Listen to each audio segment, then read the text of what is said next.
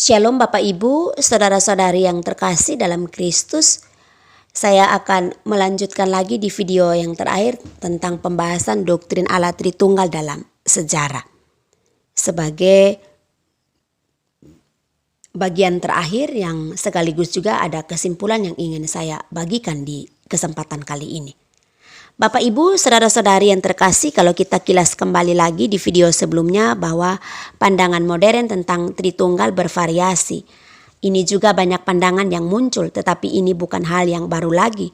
Semua kesalahan-kesalahan yang dibuat oleh teolog-teolog modern sudah pernah terjadi di dalam sejarah. Bagi kita, isi doktrin Tritunggal adalah Allah adalah 3 pribadi, Allah Bapa, Anak, dan Roh Kudus. Tidak menjadi problem lagi ketika kita menyebutkan Bapa, Anak, dan Roh Kudus dalam pengakuan. 3 pribadi itu adalah setara, tapi kalau kita mau melengkapi seperti dalam Konsili Toledo boleh juga ya. Bapa, Anak, dan Roh Kudus masing-masing pribadi. Allah itu Allah yang sempurna, tidak ada yang tidak sempurna, tidak ada yang lebih rendah dari yang lain. Mereka 3 pribadi tetapi Allah yang esa, satu esensi. Ya, ada gambarannya seperti ini ya. Secara Alkitabiah pandangan Tritunggal itu digambarkan seperti begini. Ada Bapa, Father, ada Anak, Son, ada Roh Kudus, Holy Spirit. Jadi Allah Bapa bukan Allah Anak, Father is not Son. Yohanes 8 ayat 16 dikatakan, dan jikalau aku menghakimi maka penghakimanku benar sebab aku tidak seorang diri, tetapi aku bersama dengan Dia yang mengutus aku. Jadi siapa yang mengatakan ini? Ya Yesus sendiri. Dia berkata aku tidak seorang diri, aku tidak seorang ini memberikan gambaran bahwa tetapi aku bersama Dia yang mengutus aku. Dia yang mengutus aku siapa? Ya pasti Dia Bapa. Jadi Yesus sendiri mengatakan bahwa Dia tidak sendiri, tapi ada Allah Bapa yang mengutus Dia. Jadi di sini kita lihat Father is not Son. Kemudian juga kita lihat Yohanes 14 ayat 26 dikatakan, tetapi penghibur menunjuk kepada roh penghibur, Roh Kudus, tetapi penghibur yaitu Roh Kudus yang akan diutus oleh Bapa dalam namaku. Nah, di sini Yesus sendiri menyatakan oleh Bapa, lalu dalam namaku, yaitu berbicara tentang dirinya sendiri. Dialah yang akan mengajarkan segala sesuatu kepadamu dan akan mengingatkan kamu akan segala sesuatu yang akan dinyatakan kepadamu. Ini tentang janji tentang kedatangan Roh Kudus. Jadi Yesus sendiri memberikan sebuah konfirmasi atau peneguhan bahwa ada Allah Bapa, ada Roh Kudus yang disebut penghibur, yaitu roh kebenaran, tapi ada juga Yesus. Maka di sini kita lihat ada perbedaan. Kemudian tentang Yesus dari Nazaret, bagaimana Allah mengurapi Dia dengan Roh Kudus dengan kuat kuasa. Ya, ini kita lihat dalam Kisah Para Rasul 10 ayat 38. Tentang Yesus dari Nazaret, bagaimana Allah mengurapi Dia dengan Roh Kudus dengan kuat kuasa. Dia yang berjalan berkeliling sambil berbuat baik dan menyembuhkan semua orang yang dikuasai iblis, sebab Allah menyertainya. Jadi jika dalam kisah di sini kita melihat 3 pribadi yang berbeda. Yesus dari Nazaret ini diperjelas lagi karena kita lihat bahwa ada juga Yesus yang nama Yesus digunakan oleh manusia. Ada Yesus pemain bola. Nah, mari kita lanjutkan bahwa kemudian disebutkan bagaimana Allah mengurapi Dia, yaitu Yesus ini muncul menunjuk Allah Bapa dengan Roh Kudus. Jadi di sini ada Roh Kudus, ada Bapa, ada Anak, ada Roh Kudus. Bapa, Anak, Roh Kudus ini disebutkan dalam Kisah 10 ayat 38, Kisah Para Rasul 10 ayat 38. Jadi ini merupakan penegasan-penegasan yang disampaikan Tuhan kepada para rasul. Memang dalam bagian ini Petrus yang sementara bersaksi atau Petrus yang sementara memberitakan Injil secara khusus kepada Cornelius yang adalah orang Roma. Dia memberikan pengajaran tentang siapa Yesus. Yesus itu disebutkan yang diurapi. Siapa yang mengurapi? Sudah singgung tentang pembaptisan bahwa di ini sekaligus menunjukkan penabisan. Nah, penabisan ini berkaitan dengan pengurapan. Kalau dalam perjanjian lama seseorang yang mau menjalankan tugas pelayanan, apakah ia sebagai seorang imam, raja atau nabi? Ketika ia sudah dipilih dan meyakini Tuhan memanggil dia untuk masuk dalam pelayanan, maka mereka harus mendapatkan pengurapan khusus dan diurapi memakai simbol ataupun lambang. Biasanya dengan minyak, maka disebut minyak urapan.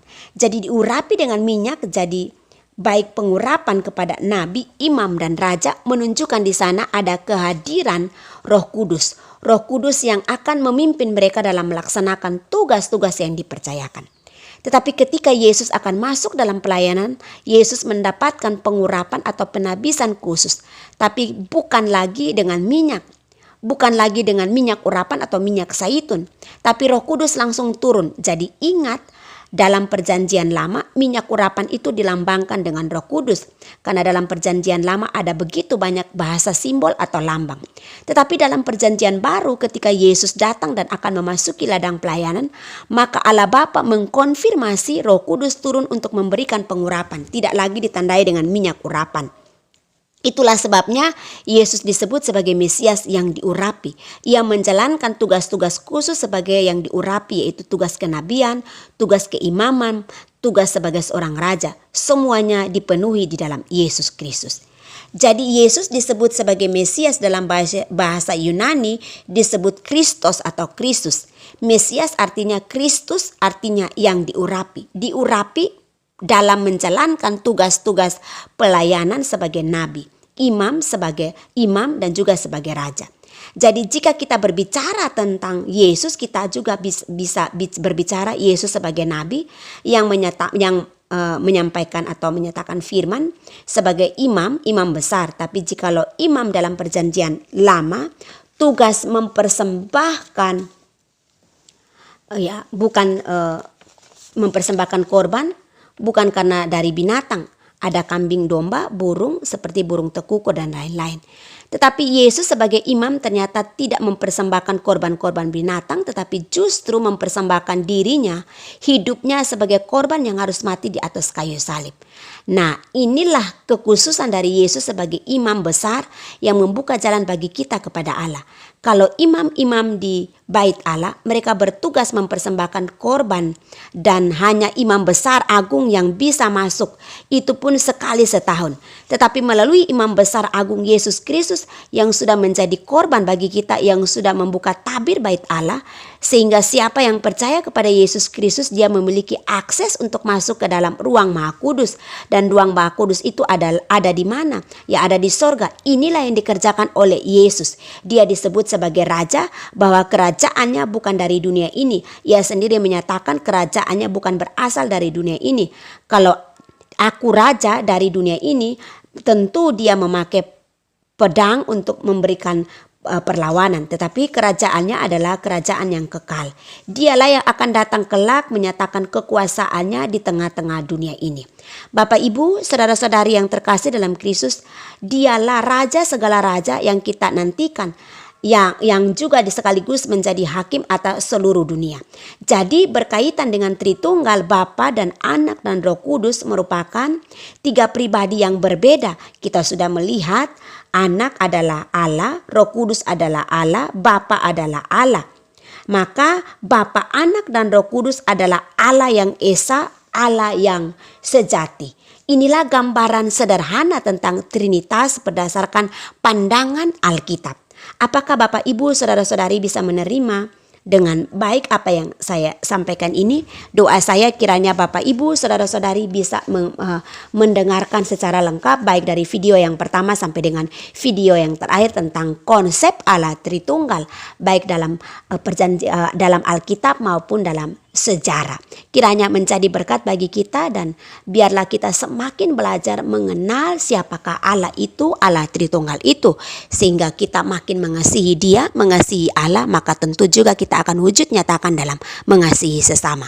Kiranya uraian saya tentang doktrin Allah Tritunggal ini menjadi berkat bagi kita. Kita semakin mencintai Allah Tritunggal, kita semakin mengasihi Dia, kita semakin melayani Dia, bahkan kita mempersembahkan hidup kita seutuhnya kepada Allah Tritunggal. Nah, biarlah ini terus kita beritakan dan kita ajarkan turun-temurun kepada generasi selanjutnya tentang konsep Allah Tritunggal. Jangan lupa like, comment, share, dan subscribe channel Panda Love Ministry agar senantiasa selalu mendapatkan update video terbaru dari kami. Dan kiranya doa kami Bapak Ibu saudara-saudari terus bertumbuh dalam pengenalan akan Allah yang benar, dalam pengenalan akan Allah Tritunggal yang benar. Tuhan kiranya memberkati kita. Amin.